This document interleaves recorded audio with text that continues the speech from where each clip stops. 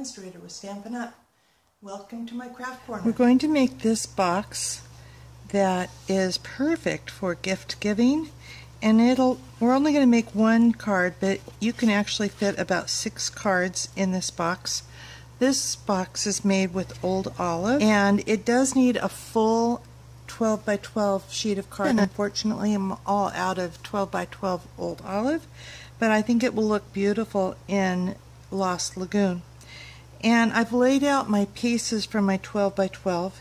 You will need a 9.5 by 9.5 square of cardstock, a 12 by 2 piece of cardstock, a 5.5 by 2.5, a 2.25 by 2.25 square, and then these 3 small pieces will be scrap, and you could use those for another project. We're also using flowering flourishes and many more. We're going to start out with the largest flourish from Flowering Flourishes, and we're going to ink that up with the same Lost Lagoon, and I'm going to put the flower, or the corner opposite the stem, into the corner of the cardstock. This is a large stamp, and so if you don't push evenly, you may not get a good image, but I'm going to do my best to get a good image on all 4 corners.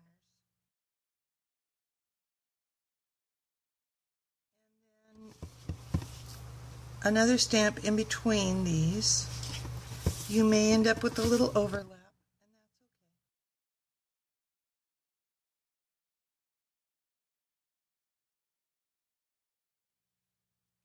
If you want to leave that blank or stamp once again, it's up to you. And then I'm going to pull in my envelope punch board. This chart is one of my most popular pins on Pinterest, and you can get it on my website. And I want to show you how I use this. So this central face is going to be the size that you look up on your card size chart. What I did was I added 1/4 of an inch, and then I measured how thick my box was. I added another 1/4 of an inch, measured how thick my box was, and I went every 1/4 of an inch until I ran out of space on my 12 by 12 cardstock. I was able to make all these boxes. So for this box, I used the 4.25 by 5.5, which is your basic card envelope. It needs 8 by 8, and your first score mark is at 3.5. But I wanted about an inch thickness, so I went to my chart. For the box sides of 1 inch, I need to add 1.5 inches. So instead of the 8 by 8, I added 1.5 to get my 9.5 by 9.5. It says to start at 3.5. I'm going to start at 3.5. I'm going to pull out my scoring tool, and I am left-handed, so I'm going to turn it sideways for myself. I'm going to punch and score. Now this size will go off the edge of the scoreboard, so I'm just placing my finger on the corner so I can score as far as I can go. Then I'm going to slide it, that 1.5 inches that we added. I hear Keely getting all excited with the bone. So if you hear some pitter-patter of puppy feet, you'll know what that is. I turn my cardstock 1/4 turn counterclockwise. I don't need to do any more measuring. I'm just going to match up the score line, punch and score. Now this one is the one that went off the side, and I am able to match, and that's enough. So I'm going to go ahead and punch and score. You can always just fold it, and then it'll be there for your measurements. So I'm going to turn it 1/4 turn again, match the score lines with the pointer, punch and score. This one's also going to go off the edge. I'm going to match the next one, punch and score. Turn, punch and score, and then our last score line, punch and score. I also want to put the corner in the reverse punch, and you need to get it in so it doesn't wiggle to get a good punch. So I usually just put my finger there.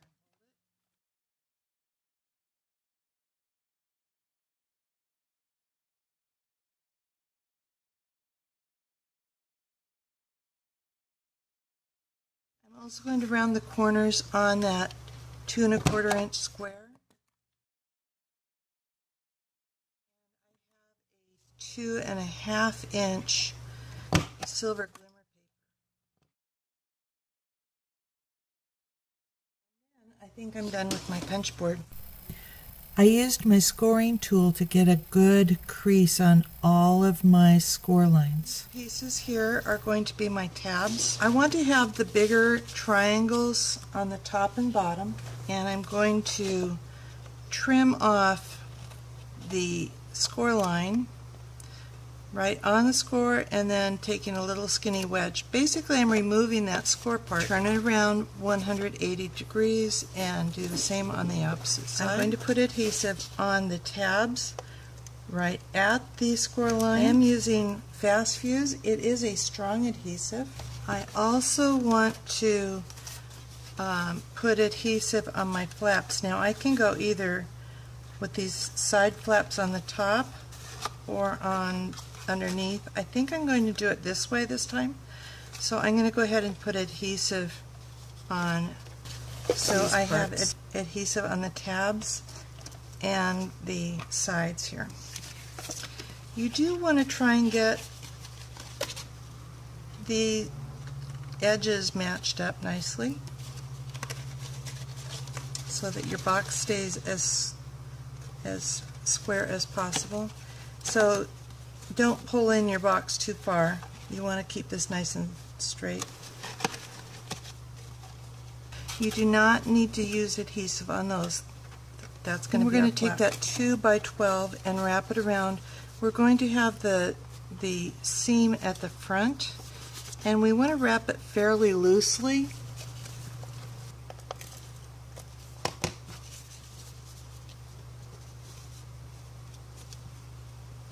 Don't worry too much about matching that exactly.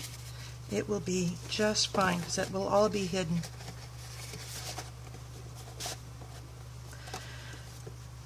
For my original box, I used gold sequins, which I think looked beautiful, but I thought that the Lost Lagoon looked better with silver, and I don't have silver sequins.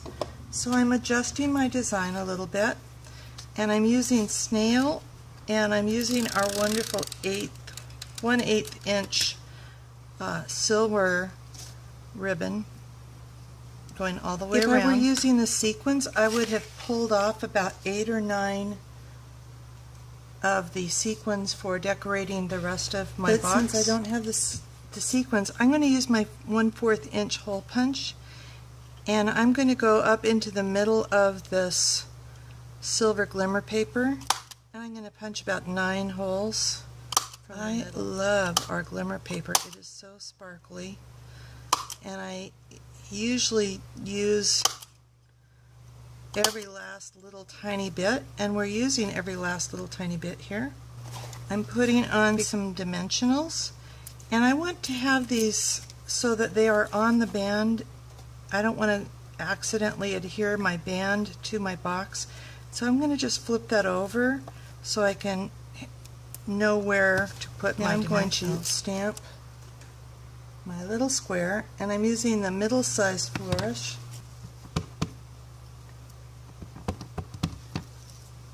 And I'm putting that flower up in the corner. I'm using the same stamp on my 5 1/2 by 2 1/2 piece, and it just barely fits. It's okay if it goes off the edge. And while I'm stamping, I'm going to stamp my envelope with the smallest flourish, and I could stamp it in on this front, or I could stamp it on the flap.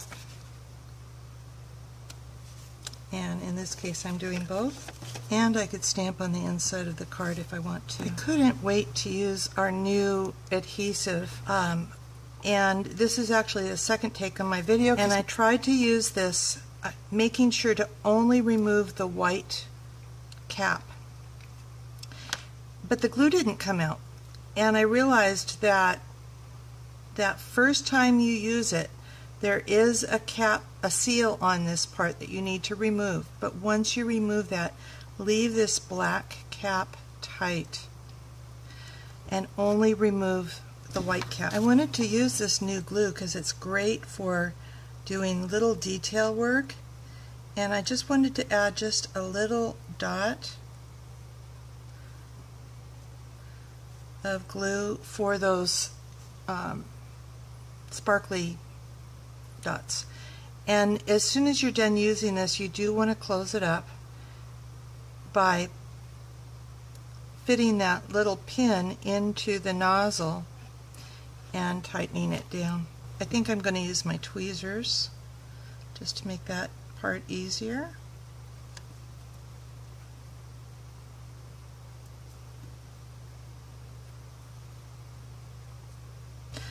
I'm going to place this over my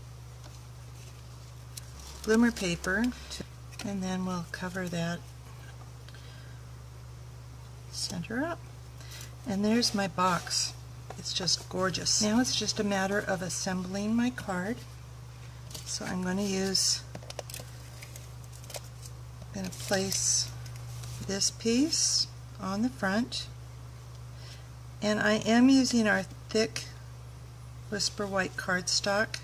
I think it makes a great card base, and I'm using, like I said, I use those little tiny strips, so I'm using a little tiny 1/4 by 5.5 inch strip of the glimmer paper, and it really adds a lot to this card. I'm going to place 3 dots with that adhesive, and so these make very inexpensive decorations here. I'm going to just line those up, straight edge of your choice, and then I'm going to pull in and many more, and really this card could be used for any occasion. I think I am going to go ahead and use Happy Birthday, because that's really honestly the card that I use the most. And you can see that on my website I have little dividers to help fit those back into the box. It's really helpful. So a real simple Happy Birthday, and my project is done. I have my decorated envelope, I have my card decorated, and I have my card box. Of course I could fit some more cards in that box, and it is ready for gifting. If you would like the directions for this project, or if you would like to download the chart for the envelope punch board boxes, come on over to my website at Bev Adams. I would love to be your demonstrators.